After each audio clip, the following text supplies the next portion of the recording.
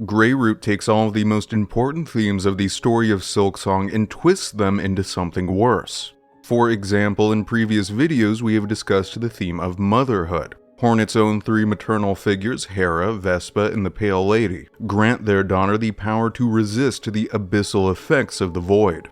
At their best, mothers are portrayed to be a source of strength, courage, and wisdom. Or there is Grandmother Silk, who, though a flawed matriarch in many ways, is ultimately redeemed in the end by heroically sacrificing her very soul to give her last living daughter, Lace, a chance to escape. Greyroot makes a very similar sacrifice. She too dies in the act of giving her offspring a chance at life, transforming into petrified stone after implanting the parasite into Hornet's shell. However, instead of sheltering or raising her child, Greyroot left it alone and abandoned in the poisonous swamp of bile water. Instead of nurturing it with love and affection, she very literally feeds it poison. And where Grandmother Silk committed a selfless act in saving her daughter's life, I believe Greyroot's intentions are fundamentally selfish. Notice that the ritual is called the Rite of Rebirth, not New Birth. I think Greyroot is similar to Grimm from the previous game, who through an elaborate ritual was reborn as the Grimm child at the end of his questline. His life and death were part of a cycle, and I think Greyroot may be perpetuating her own life in a similar but far more destructive manner. Finally, her story involves elements of one of my favorite subjects to discuss on this channel, which is Eldritch Lovecraftian horror, also called cosmic horror.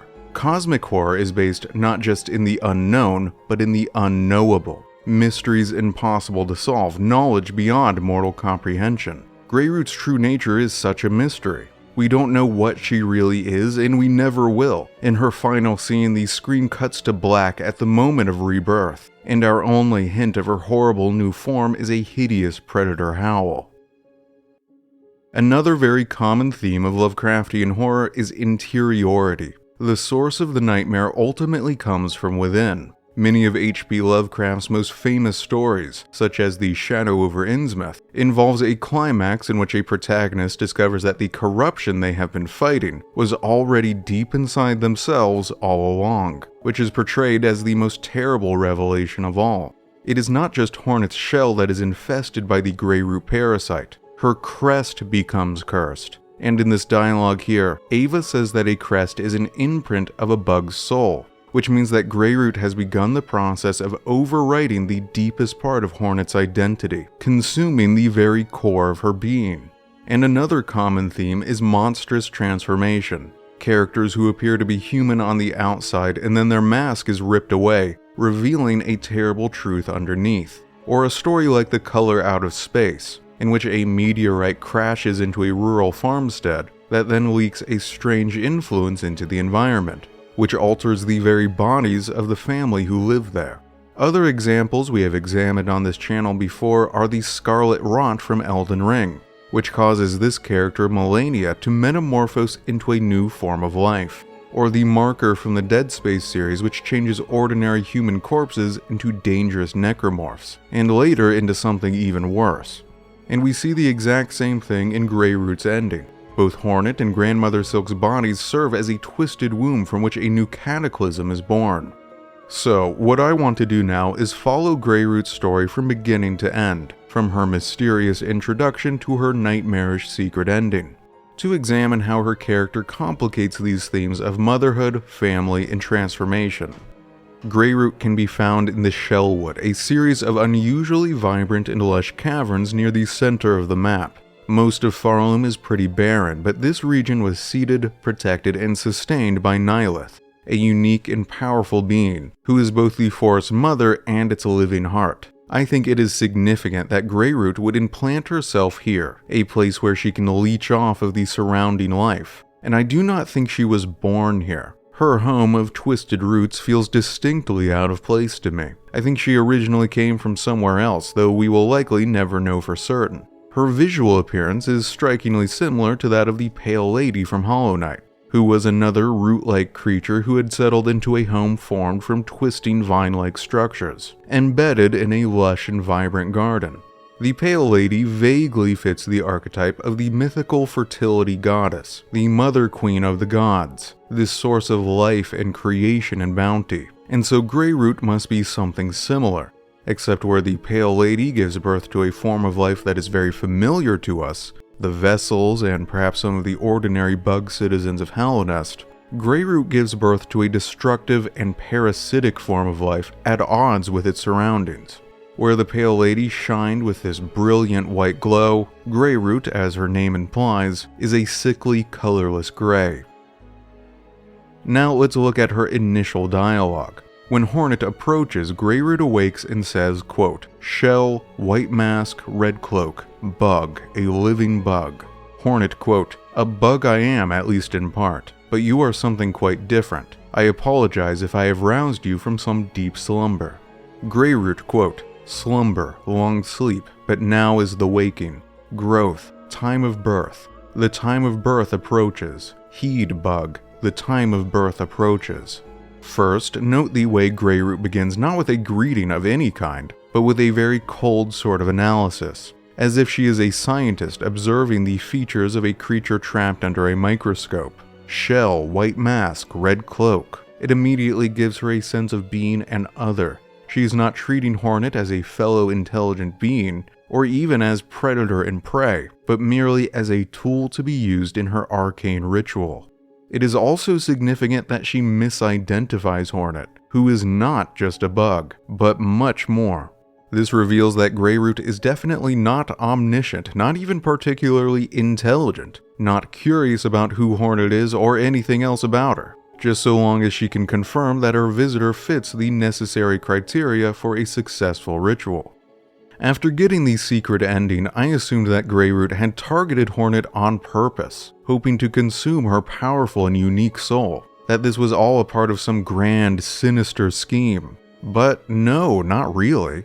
Greyroot later makes it clear in her dialogue that Hornet just happens to be the only bug around. She has no clue what kind of extraordinary prey she has caught completely by accident. I don't think she ever realizes. She only ever refers to Hornet by the simple identifier of bug.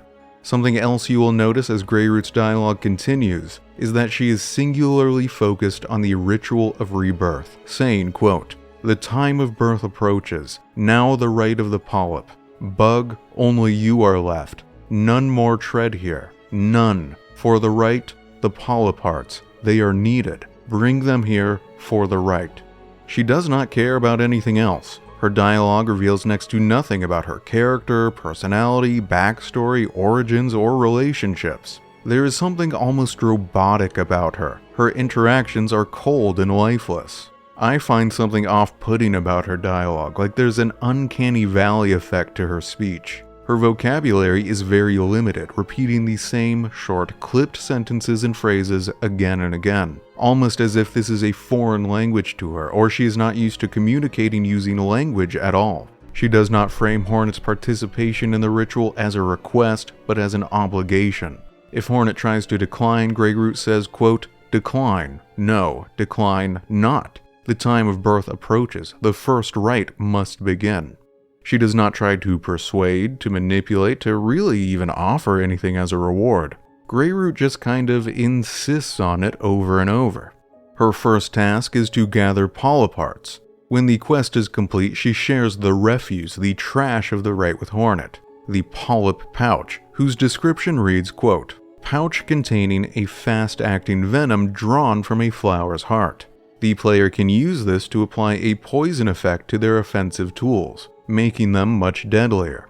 If all of the other red flags were not enough already, Greyroot's need for venom should suggest to the player that there is something wrong here. The developers are warning you. If you continue participating in this questline, something bad is going to happen. But we just can't help ourselves, can we? Our curiosity will lead us down a dangerous and even potentially cataclysmic path. In a secret cavern in the swamp of Bilewater, you can find this tangled grove of pale roots, at the heart of which lies a crib-like structure. Inside rests the twisted bud, whose description reads, quote, "Contorted mass of ashen vine, cries out incessantly."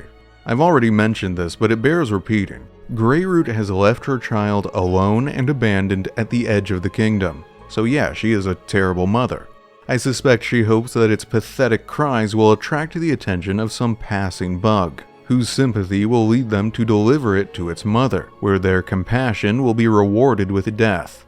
The whole thing is an elaborate trap to lure in a new unsuspecting host. I also think it is significant that the Twisted Bud is born in Bilewater, a place of poison and hatred. The local inhabitants here despise the Citadel and are willing to do anything to bring about its destruction, including murdering innocent travelers or even potential allies to steal their power. The Twisted Bud has soaked up all of these negative feelings through its vines. If you speak to Pavo and Bellheart while carrying the Twisted Bud, he recognizes its cry, and so Hornet asks him, quote, "You speak of its form without citing it upon me. Is it a thing familiar to you? Have you heard these cries before?" Pavo, quote, "Ah yes, not your own specimen surely, but way back. Other travelers did sometimes carry similar. Odd types they were, offerings they'd call the crying things, and towards the core of Shellwood they would trek. Never did I see one again, not the buds nor the bugs that brought the gift. If you're planning to follow their path, I'll wish on your safety, but 'tis an ill omen to hear such sad sounds returned after so long." This reveals that the ritual is not unique. It has been conducted many times before. Greyroot has been reborn again and again and again. Moreover, the bugs who carried the previous Twisted Buds called them offerings. This suggests some form of religion now lost, all of its adherents devoured by their own godhead in its quest for eternal life. Faith is another important theme of Silksong's story which we have discussed in previous videos, and that too is getting twisted into something evil by Greyroot's character. When you return to her, she says, quote, "Bug, red cloak, far traveled. Bring it here, the bud. It calls, it cries for the right, offer it." And when you hand it over, she says, quote, "The bud, weak, new, it must be nourished. Nourished, it will be nourished." It seems clear to me that it is going to be nourished with the venom she drew from the polyparts we collected earlier. This is a creature who draws strength from poison. This suggests the fundamental wrongness of its nature, that it finds sustenance in corruption. After the initial rite is completed, Greyroot says, quote, the time of birth approaches. The bud cries, yearning.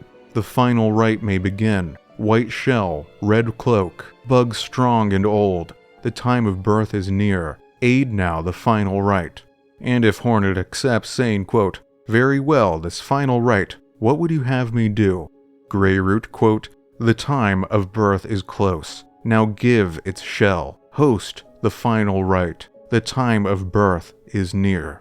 And then she seizes Hornet in her tendrils and injects the bud into her shell. This creature is a parasite, feeding off of the life of its host. First of all, notice that Greyroot continues to say that the time of birth is approaching, even after the bud itself has already been born and delivered to her, which means that the birth she is referring to is something else. Next, it is interesting that Hornet has to agree to become the host, that Greyroot doesn't just force it on her. I suspect this is mainly a gameplay concern, that the developers did not want to lock the player into a punitive status effect without giving them a chance to refuse. But if we want to view this through a more pretentious literary lens, we could say that it is a very common trope in horror stories, that characters have to accept a monster's invitation before it can consume them. The most famous example is vampires, who must be given permission to enter your home. They cannot force their way in. But it's not just vampires. All kinds of folklore monsters and ghosts and fairies and demons behave in similar ways.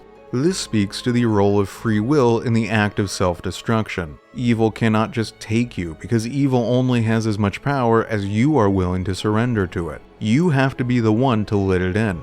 Anyway, after the parasitic injection, Hornet blacks out and wakes up inside a deeper secret chamber of Greyroot's home, the Chapel of the Witch, trapped within a tangle of grey vines. In the background here, you can see the petrified remains of the previous hosts. After breaking free, players will discover that they have been infected with the most punishing status effect in the game, the Cursed Crest, which cannot be removed until after completing a convoluted questline. It limits the amount of silk you can hold, and if you attempt to bind to heal yourself, it instead causes pale vines to burst forth, knocking Hornet to the ground. She moves more slowly and hunches over while idle, as if injured. I know a lot of players were frustrated by this questline, because it makes an already very difficult game much, much harder, and it is not immediately obvious where you need to go to break free from it. But I loved this. I love when the narrative influences the game mechanics, changes how you interact with the environment. It is story told through gameplay. The player will directly experience for themselves how destructive this parasite is. Anyway, Hornet can speak to a number of different characters while infected, who will inform her of the whereabouts of a crackpot healer named Yarnaby, who might be able to help her. And when she finds Yarnaby, the Mad Doctor sends her on a very annoying fetch quest in Sinner's Road. But for the purpose of this analysis, I don't care about that. Instead, let's take a closer look at some of this dialogue and see how it contributes to the characterization of Greyroot. For example, the Bell Hermit asks Hornet if she has chosen to give her shell over to, quote, something greater. The Chapel Maid says, quote, well, this just won't do. Farloom's already in the snare of one fell curse. We can't have another vying to leech what life remains. From these two lines of dialogue, it sounds to me like the creature growing within Hornet's shell has the potential to become something tremendously powerful. A fell curse, something greater than Hornet's own mix of Weaver and Pale King. Perhaps a threat just as dangerous as Grandmother Silk or the Radiance. She says to Crage, or maybe Creege, I don't know how it's supposed to be pronounced. She says to the operator of the halfway home, quote, a parasite of your land has twisted itself into my shell. Its writhing is causing some discomfort. If not for my unique constitution, I suspect it would have already consumed me entirely. The suggestion here is that, usually, Greyroot immediately consumes her insect host, who have always been ordinary bugs. And then she is reborn as, well, Greyroot, a creature on the fringes, unimportant, not possessing any particularly impressive power, relying on the sympathy of others to perpetuate her life cycle. However, this time, by random chance, she happened to infest Hornet, who herself has the potential to be reborn as a higher being in the normal ending of the game. Greyroot is a very rare sort of evil mastermind, because she didn't actually plan anything, and she's only threatening the world by accident. Finally, if you visit Ava down in Weavenest Atla while infested with a parasite, she will raise a force field to keep Hornet out, saying, quote, stay back, twisted leech. Even lodged within another's shell, your ravenous nature shines clear. You shall not defoul this chamber, nor claim my soul. Be gone. It is important to note that Ava speaks directly to the parasite in this dialogue, ignoring Hornet almost entirely. This is because Ava is essentially blind, which she explains in her first interaction with Hornet. She says, quote, child of weavers, and not. I can detect your weaver strain, yet you are different from them, and from me, a shifting, blended thing. What are you, creature? Step closer, lady, that my senses would better understand your nature. Hornet, quote, you see one's nature, Ava. It is a skill far beyond bugs. Ava, quote, one not without cost. My sight perceives a bug only through the imprint upon their soul. Hornet, quote, you speak of their crest, that signifier of a bug's essence and their invisible yoke born through a lifetime. Ava, quote, crest, yes, the old weaver term, a simple word to attempt description of something so profound. The fact that, while infested, Ava can perceive only the parasite reveals that, as I said during the introduction, Greyroot is not just in her shell, but inside her soul. Next, Ava describes Greyroot as having a, quote, ravenous nature, and this is the closest the game ever comes to revealing her true goals. Greyroot is hungry. She wants to consume and consume and consume. As far as we know, she doesn't want anything else. She is the sin of gluttony given form. For most of her life, she has been forced to subsist on what little she could get her grimy tendrils on, an occasional bug. But now she has been given the opportunity to lay claim to a far greater feast. And just what exactly is it that she wishes to consume? Well, Ava answers that question too. She says, quote, you will not claim my soul. This means that Greyroot does not eat flesh, she devours souls, leaving an empty, petrified husk behind. That is why Greyroot herself is left petrified after the ritual is completed. The first soul she consumes is her own, ensuring it is carried forward in this new form. Well, here we are again. It seems like every time I make a video about Silksong, I end up missing something that I have to awkwardly insert into the video somewhere. This time, I missed a whole chunk of dialogue. According to the wiki, if you wait until Act 3 to complete the Rite of Rebirth wish, and then try to complete the Old Hearts questline, that is the one where Hornet has to acquire 3 very powerful hearts so the shamans can cast a spell, allowing Hornet to delve into her own memories and find the Everbloom. Anyway, if you try to do that while still infested with a parasite, the snail shamans will tell her no. And usually I would record this myself and show it to you, but I do not have any Act 3 saves where I have not already completed the Greyroot questline, so I'd have to replay the whole goddamn game again. And I'll tell you what, it's Christmas, I don't have time to do all that. So we're just gonna read off the wiki and assume the editors got it right. Alright, if Hornet is cursed, the chapel maid will say, quote, "Hold it, old one, that intruder writhing within your shell." Caretaker, quote, "Our ritual ain't gonna work while that cruel creature's present. We'd be tugging at its memories as much as your own." Hornet, quote, "Then free me of the affliction. Surely you have the skill." Caretaker, quote, "Not for this. Our power's all of soul, and that thing's all physical. You're gonna need more traditional tools of healing." And then the Bell Hermit instructs her to find Yarnaby. That line, "Our power is all soul, and that thing is all physical," is very interesting. Greyroot survives by feeding on souls, but does not appear to possess any soul of her own. She is all physical. In the setting of Hollow Knight, soul is not just a source of power or life, but of intelligence. It was through granting the ordinary bugs of Hallownest soul that the Pale King raised them up into a higher, more advanced form of civilization. Grandmother Silk's thread is another form of soul, and with it the weavers are granted the intelligence to craft incredibly advanced machinery and tools, including new living sentient life forms, such as both Ava and the architects. Earlier in this video I stated that Greyroot does not seem to be very intelligent, misidentifying Hornet as a simple bug when she is obviously something else, and I think this lack of soul reinforces that interpretation.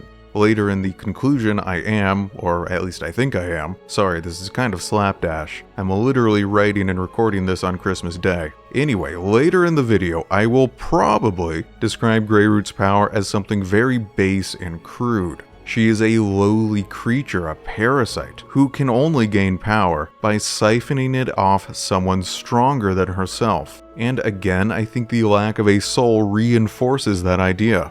And as long as we're on the topic of things I missed the first time around, Greyroot is one of the very few characters in the game who does not respond with dialogue when Hornet plays the needle in. Even the dumbest creatures in Farloom, like the moss scrubs, have some sort of needle-in dialogue, even if it is very simple. Greyroot wiggles around and vocalizes, but there are no words. I think this ties into the idea that she is empty, she is a husk. She has no deeper thoughts or motivations. She is defined only by hunger, just barely clinging on to a bare facsimile of life. Anyway, let's return now to my original script to hear my conclusion to this analysis.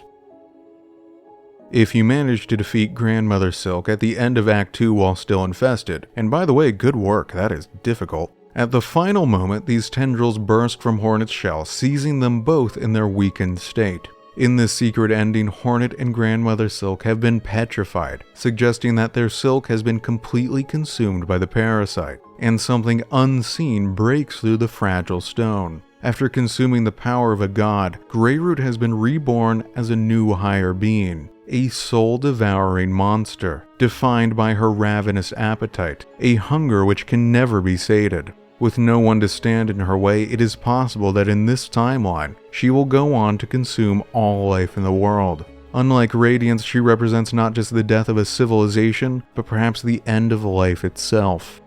Greyroot is a very different kind of antagonist than the others we encounter in Hollow Knight and Silksong, both Radiance and Grandmother Silk, and the Pale King as well to a certain extent. sought dominance, rulership, unity to be worshipped.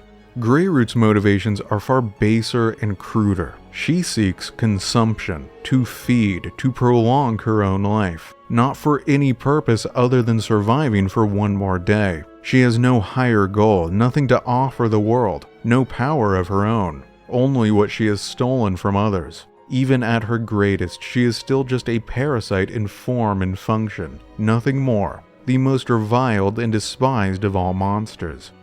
And this is the end of this channel's analysis of the themes and characters of Silksong, but not the end of our time with Hollow Knight.